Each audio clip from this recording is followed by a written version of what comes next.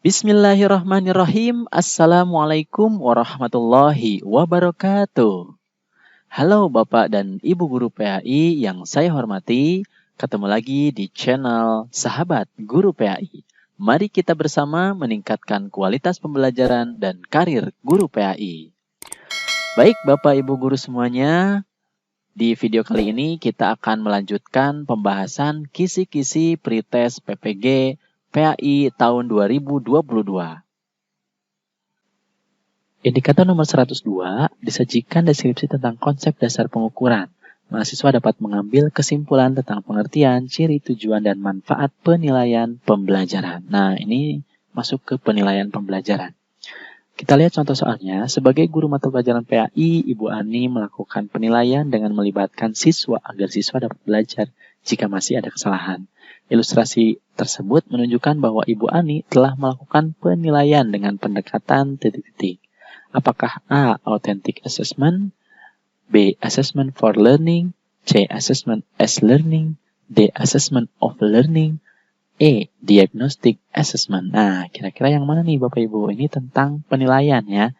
Penilaian itu adalah assessment. Kira-kira ini pendekatan mana yang digunakan oleh Bu Ani ini? Ya, oke. Kalau sudah tahu jawabannya, tulis di kolom komentar ya. Oke, Bapak Ibu, kita coba lihat pembahasannya. Nah, ini untuk pendekatan penilaian, ini masuk ke fungsi dan manfaatnya, itu ada 3 sebenarnya.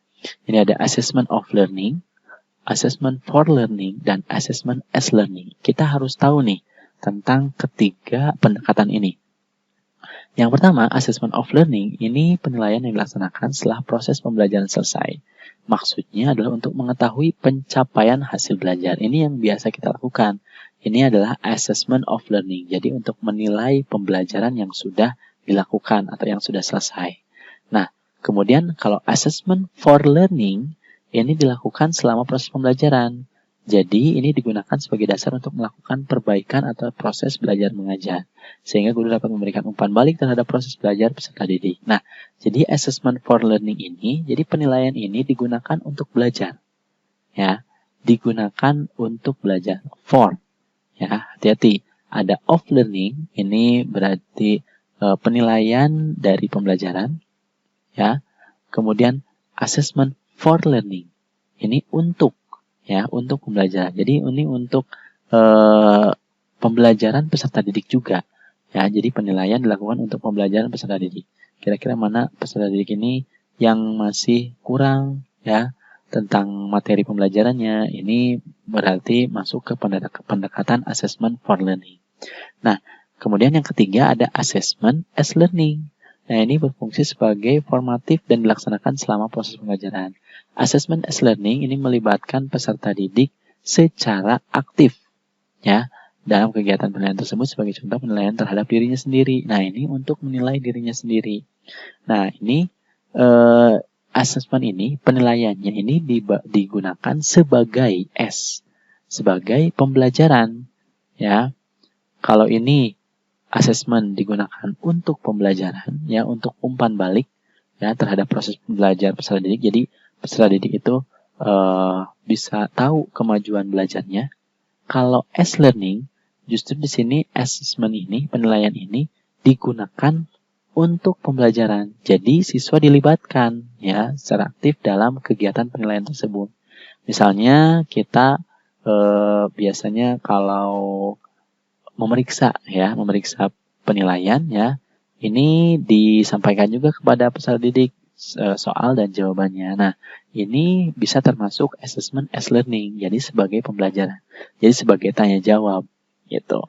Nah, ini pendekatan penilaiannya. Nah, yang tadi digunakan oleh Bu Ani yang mana? Ya, pendekatan yang dilakukan oleh Bu Ani ini adalah assessment as learning. Ya, jadi ini ya Bu Ani ini melakukan penilaian yang melibatkan. Nah, di sini ada keterlibatan siswa ya agar dapat belajar jika masih ada kesalahan. Perbedaannya dengan for learning tadi, siswa ini tidak dilibatkan, tapi siswa mengetahui mana yang masih kurang, mana yang sudah paham gitu, yang sudah benar seperti apa. Nah, ini ya, jadi pendekatan-pendekatan ini harus Bapak Ibu ketahui ya tentang penilaian pembelajaran. Baik Bapak Ibu guru PAI semuanya, untuk video kali ini dicukupkan dulu sampai di sini. Ya, untuk kisi-kisi soal dan pembahasan materi berikutnya itu akan disampaikan di video berikutnya.